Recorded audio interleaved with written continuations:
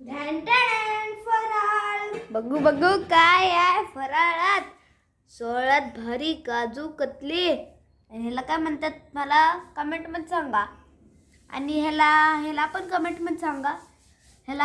मध्ये सांगा. हे बुंदीचे लाडू, हे 2 शेव, आणि हे चिवडा, हे खाजा, हे बेसनचे लाडू, हे माझे फेवरेट बेसनचे लाडू, आणि हे चकली, आणि हे ह्याला करंजी म्हणतात, आणि काजू कतली, ह्याला चिरोटे, ह्याला भाकरवाडी. आता तू काय काय खाणार सांग लवकर. सगळं हे सोडून. काय सोडून? हे आणि हे का?